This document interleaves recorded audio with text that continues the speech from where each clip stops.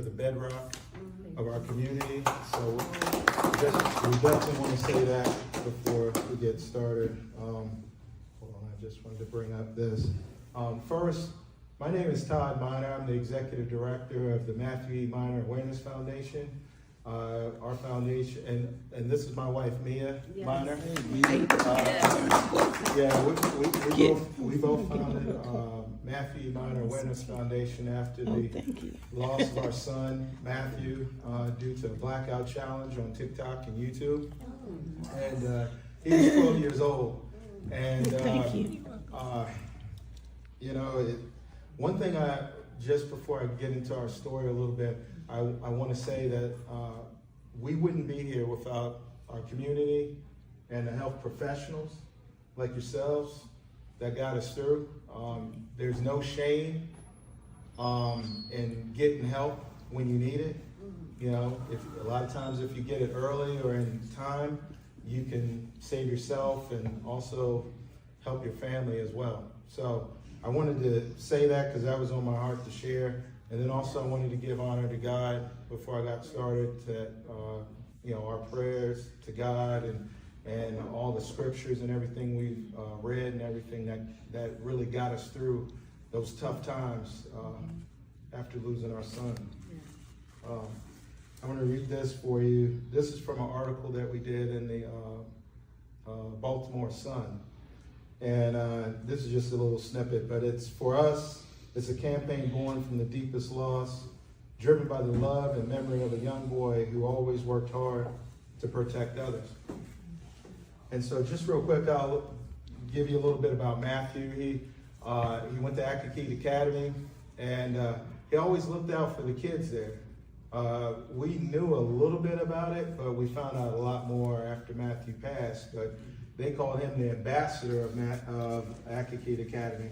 He would always show the kids where their classes were and their lockers, and if any of them were bullied. You know, I'm retired military, and we're a military family, so I always showed my kids how to defend themselves. And he would always get in the mix to make sure the kids that were smaller weren't beat up or mistreated. And we found out a lot of those things when after Matthew passed. We got posters and cards and everything from the young people. And they said, my big brother, and you looked out for me, and you made sure nobody picked on me. And Matthew literally gave his brand new shoes to a young kid at Accokeet Academy that didn't have them. He came home with these weird looking shoes. And we were like, what happened to your Jordans? We just bought them, right? And so we found out what happened. And then we had some shoes from Matthew from the previous year that were still good. So we said, let us know who your friends are, and we'll give them your clothes from last year, which are still good. And they were happy they got that. And we were, of course, Matthew got his jacket and his brand new Jordans back, right? So what happened with Matthew? He participated in the blackout challenge. He did it by himself. That involves you cutting off your airway. And a lot of times, either they're doing it for a euphoric type thing, but most of the time they're connected on TikTok and it's recorded. And usually they want to see who can hold out longer and that kind of thing.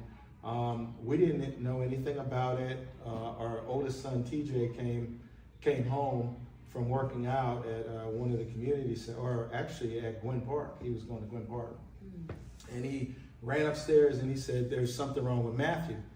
And I had just had surgery for cancer, and my wife, she was going through treatments for multiple sclerosis. And so we were trying these different things, but needless to say, we weren't at the top of our game right at that time because we were on medicines and things like that.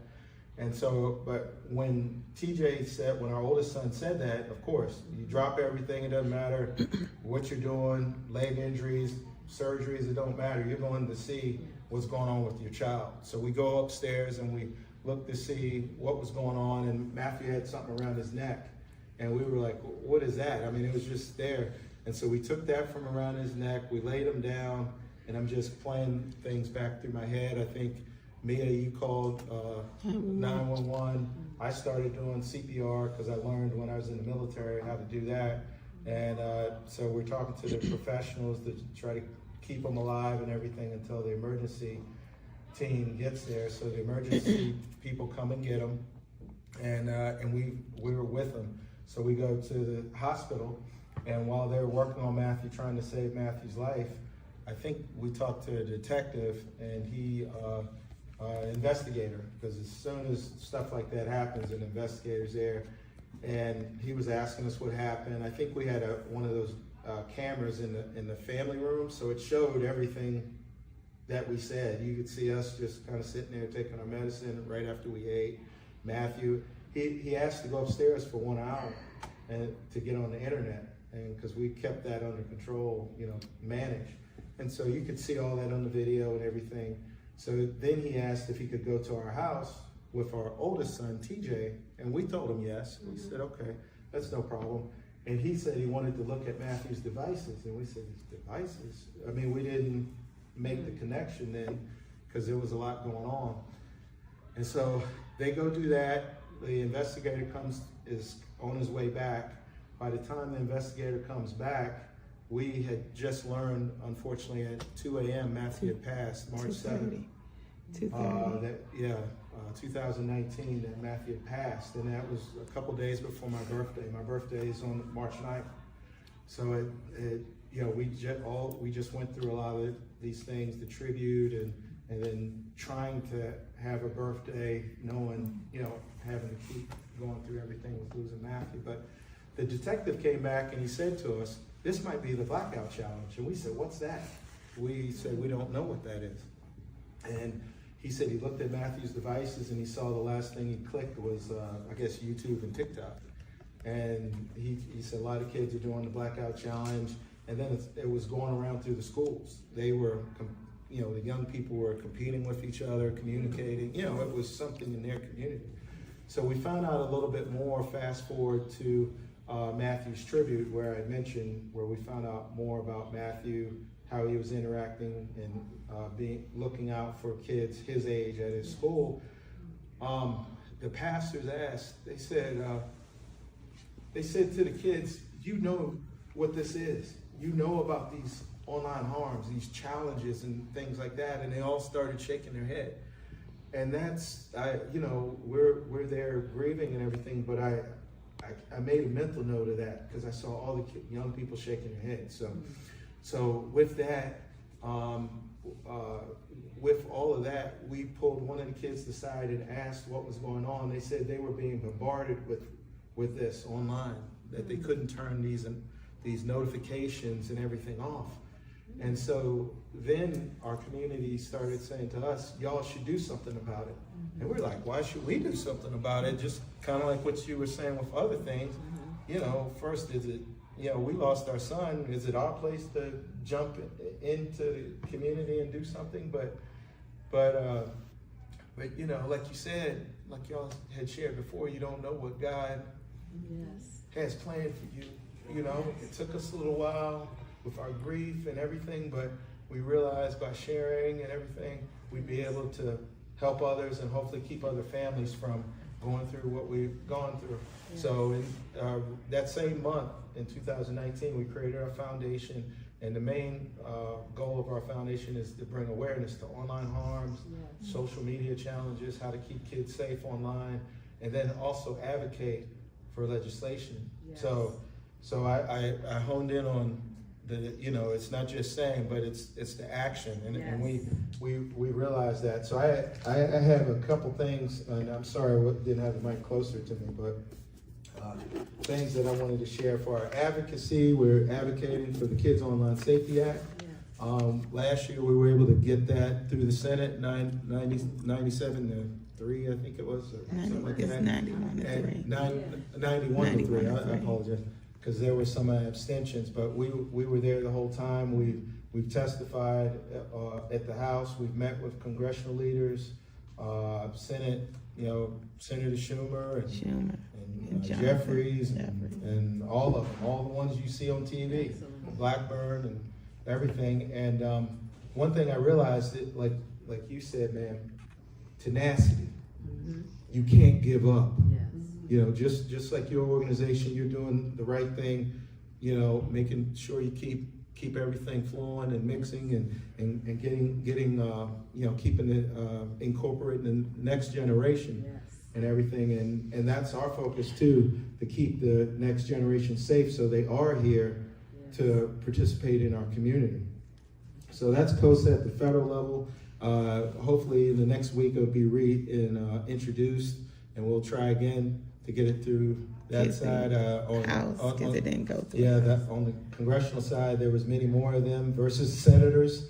And so, you know, we had some issues, and then, you know, we met with the Speaker of the House and everything, and we told our story. We felt like, I mean, there was tears in their eyes and everything. We thought we had made headway, but, you know, politics being the way it is, you know, they pushed it off for another time. So, and also here in the state of Maryland, we have our picture there with Governor Moore. We were instrumental in getting the Maryland Kids Code bill signed and passed in Annapolis. And like you said, that required a lot of testifying and hearings and things like that. But we met Governor Moore as well, and he was great. I mean, he was. I'm an Army veteran, retired Army, and I saw him across the room. And I was like, "Hey, Army!" And he turned. He came right on over, and he gave me dap and everything. And I was like, "Man, this is something else, right?" And then he told the people when they took that picture for the bill signing, he said, I want the minors right behind me when we take that picture. And so that's why we always have that with us, along with, of course, pictures of Matthew. And we also asked Governor Moore to create what is it called? A commission for online child safety. So more to follow up on that, and we'll be and it passed in October. It went through in October. It passed in October, and it's in effect. But just like everything else, you know, it's a David versus Goliath. Big Tech has filed a lawsuit. We've done everything with bare, grassroots money and just our own tenacity and working with partners here. But Big Tech has all those millions and lawyers, and we've stood face to face with them and told them we're not going to stop because we lost our son. Yes. And when you see your community being affected, when you've been directly affected, then that fuels you to continue on. Just real quick, we have a monthly podcast. Y'all mentioned a podcast, so we can talk a little bit more about that. But we have a podcast that's monthly on building resiliency in the family, and that's tied to it's tied to your community, your family, and usually health professionals and your place of worship. That gets you through, and most of the time you can see all that through all our different interviews for that. But we also bring in other organizations, kind of at the federal level. We've invited Center for Missing and Exploited Children. We met the director there. And then also, what is it? No to Protect. No to Protect. Which is we through meet with the DHS, Department of Homeland Security. It's through Department of Homeland Security Investigative Service. So we may be able to have them on, and more to follow on that. We also have an annual scholarship. We just raised $10,000. April 1st, we're going to be awarding 10 scholarships because we tried to figure it out, but we figured $1,000 per young person would be enough. Out of the money that we had, it would make an impact versus trying to do $500 and stuff. And thank goodness we were able to raise that money. So it's growing. We went from Maryland, DC, Virginia, to it being a nationwide scholarship. So more to follow on that. If you go to our website, you'll be able to find out more information. So I won't go too in depth, but we also have merchandise, our sweatshirts and t-shirts. We got that designed through Grunt Style t-shirt, military first responder organization.